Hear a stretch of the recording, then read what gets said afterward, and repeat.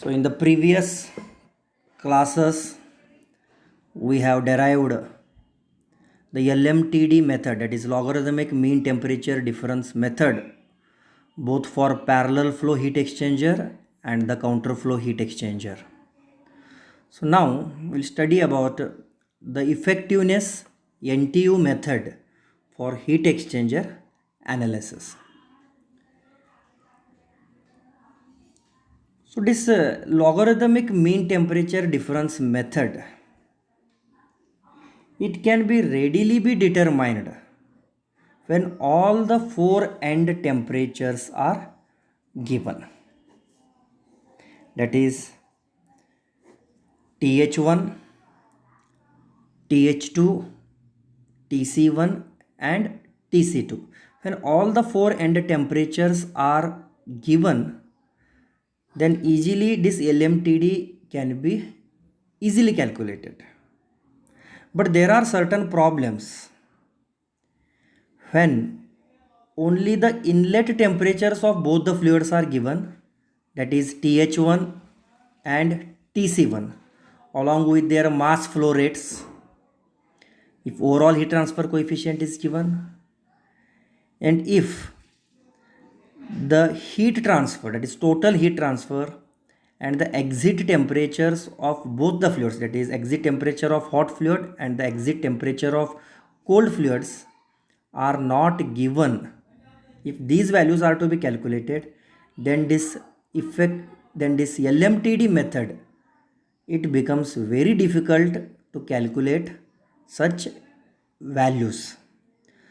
So in order to calculate the exit temperatures of both the fluids, that is hot fluid and the cold fluid, we are going to use this effectiveness NTU method for heat exchanger analysis. So before deriving the effectiveness NTU relations both for parallel flow and the counter flow heat exchanger, let us define some few quantities. This first one,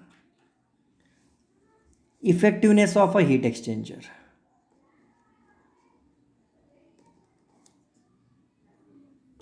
Effectiveness of a heat exchanger. It is denoted by the symbol this, so which is given by Q divided by Q maximum, where Q is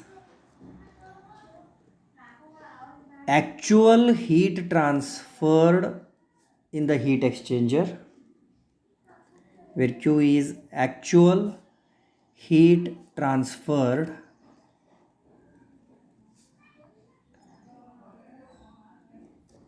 in the heat exchanger,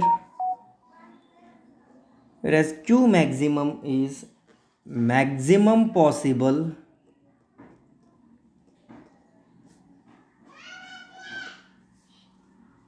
heat transfer in the heat exchanger, where Q maximum is maximum possible heat transfer in the heat exchanger. In the short form I will write it as HE, maximum possible heat transfer in the heat exchanger. Now if I want to write this actual heat transferred in the heat exchanger, that is Q is equal to, how we will calculate the value of Q, where Q is given by mH into Cph into TH1 minus TH2. So this is for hot fluid. It is actual heat transfer in the heat exchanger. So this Q value,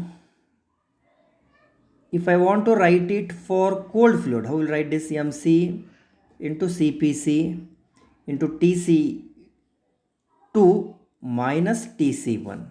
This is for cold fluid, because the temperature of the Tc2 is more than the temperature of Tc1. Here the temperature of T1 is greater than the temperature of TH2.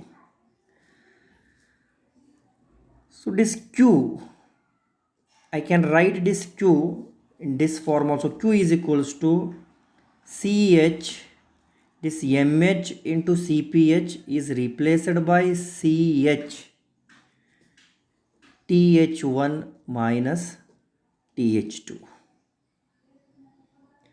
where CH is nothing but capacity rate of hot fluid.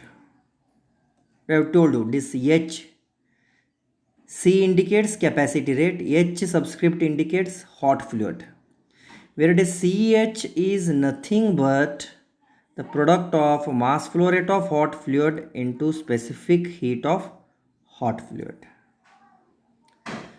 The product of mass flow rate of hot fluid and the specific heat of hot fluid is replaced by dCH, where CH is nothing but capacity rate of hot fluid.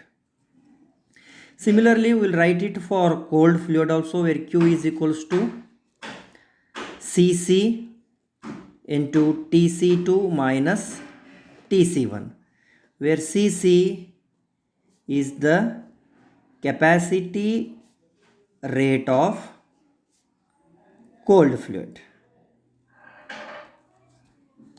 This Cc is nothing but the product of mass flow rate of cold fluid into specific heat of the cold fluid. Now, while solving the problems, we are going to calculate the values of this CH and the values of Cc. We are going to calculate these values.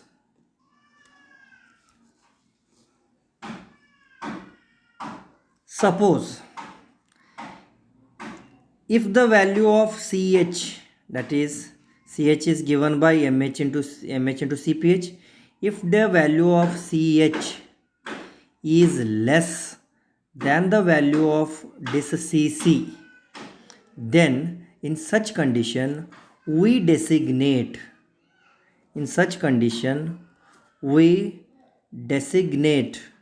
this CH, that is capacity rate of hot fluid, as the minimum capacity rate of hot fluid. Minimum, CH as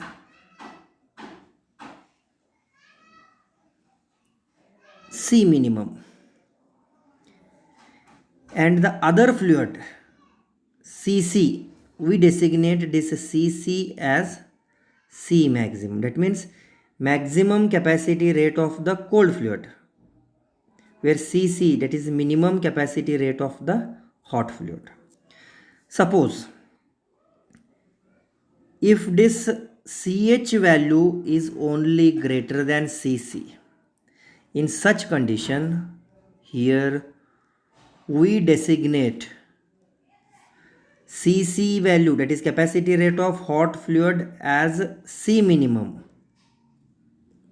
and the other fluid, that is capacity rate of hot fluid, as C maximum.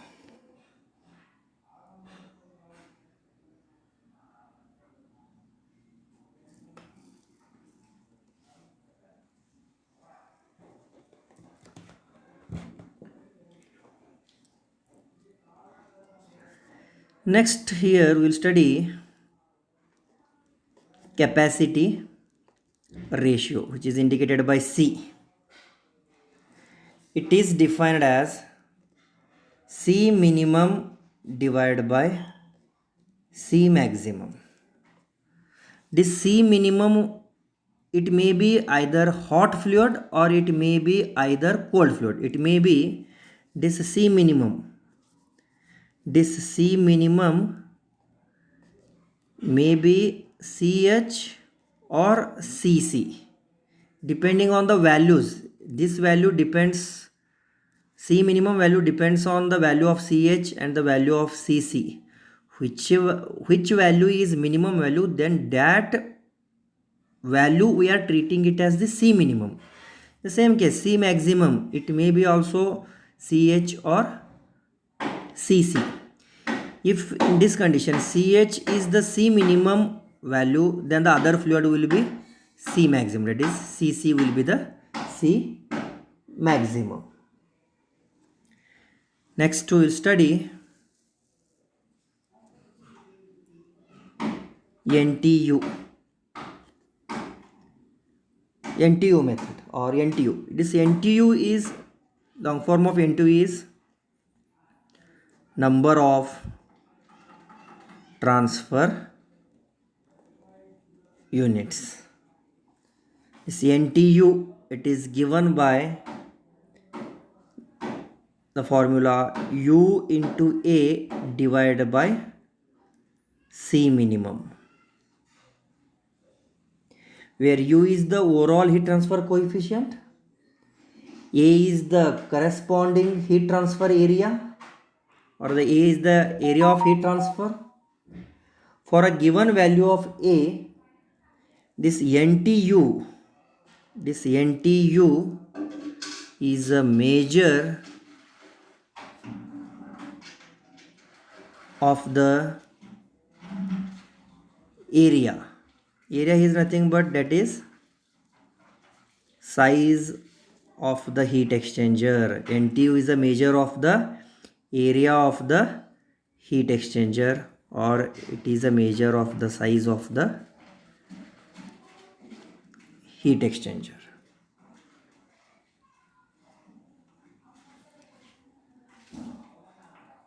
So larger the value of NTU, the larger will be the size of the heat exchanger. So this NTU, it measures the area of the heat exchanger or the size of the heat exchanger, which NTU, that is number of transfer units, it is given by U into A divided by C minimum.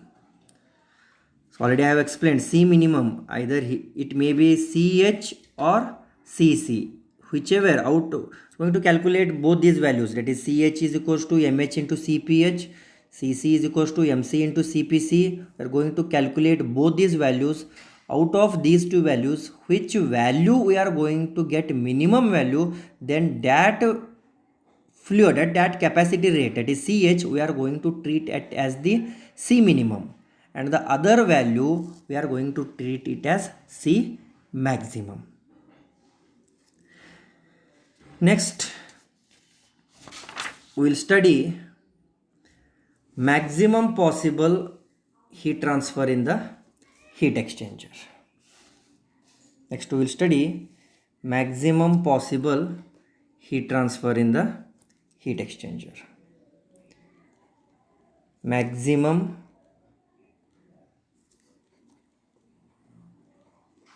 possible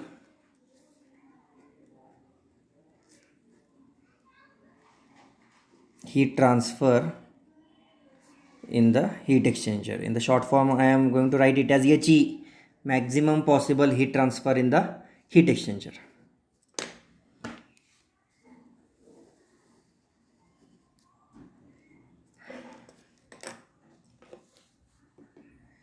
See, now let us consider the heat exchanger where hot fluid. So in the heat exchanger, we are going to consider only two values here. One is hot fluid and another one is the cold fluid. The hot fluid, which is initially at a temperature TH1, it is going to cool from TH1 to TH2. The temperature of the hot fluid, it is going to change from TH1 to TH2. That means the temperature of the hot fluid goes on decreasing. That means TH1 value will be higher value than the TH2.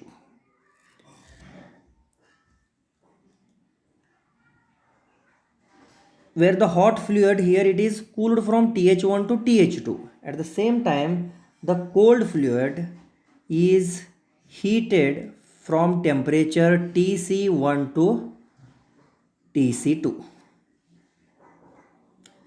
So it is losing the heat, it is gaining the heat. Its temperature goes on increasing from TC1 to TC2. The TC1 will be the minimum value, where TC2 will be the maximum value. That means the maximum temperature differential in the heat exchanger is TH1 minus TC1.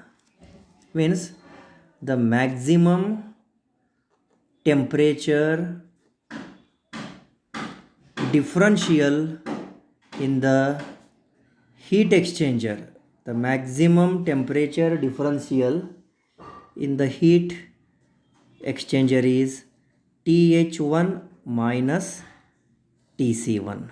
This is the maximum temperature differential in the heat exchanger. So this is the highest value for the hot fluid and this is the minimum value for the cold fluid. So if we will calculate TH1 minus TC1, that is total highest temperature minus lowest temperature, that will gives us the maximum temperature differential in the heat exchanger is TH1 minus TC1. Next, however, which fluid will experience the maximum temperature differential? We don't know. That is TH1 minus TC1 is the maximum temperature differential. But however, which fluid will experience the maximum temperature differential? It will depend upon which fluid has the minimum capacity rate. If hot fluid has the minimum capacity rate, then Q maximum is calculated by CH into TH1 minus TC1. We are going to write it here now. Next I will write if.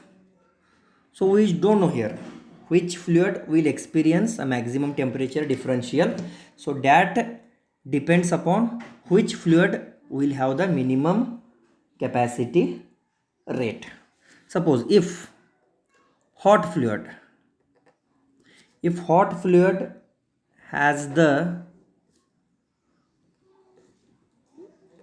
minimum capacity rate, if hot fluid has the minimum capacity rate, that means CH is less than CC, then we are going to treat this CH as C minimum, because CH is the minimum capacity rate. If hot fluid has the minimum capacity rate, then this maximum possible heat transfer Q maximum is calculated by CH into TH1 minus TC1. Same equation. If hot fluid has the minimum capacity rate, that means if CH value is less than this CC value, then we are going to write Q maximum equals to CH in the bracket TH1 minus TC1. Suppose if the cold fluid has the minimum capacity rate, that means CC is equals to C minimum. If the value of CC is less than the value of CH, that means CC is the C minimum, then we are going to write this Q maximum will be equals to CC in the bracket TH1 minus TC1. These terms they are not going to change, TH1 minus TC1, because this is the maximum temperature differential in the heat exchanger. But we don't know which fluid will experience this maximum temperature differential. It depends upon the value of CH and CC. So here CH value is less than CC. For that purpose, Q maximum is given by CH into TH1 minus TC1. Suppose if the CH value is greater than CC, then we will write Q maximum is equals to CC into TH1 minus TC1. More general, how will write this equation? Q maximum, the general form, C minimum into TH1 minus TC1, whether it may be a CH or whether it may be a CC. Q maximum is given by C minimum in the bracket TH1 minus TC1.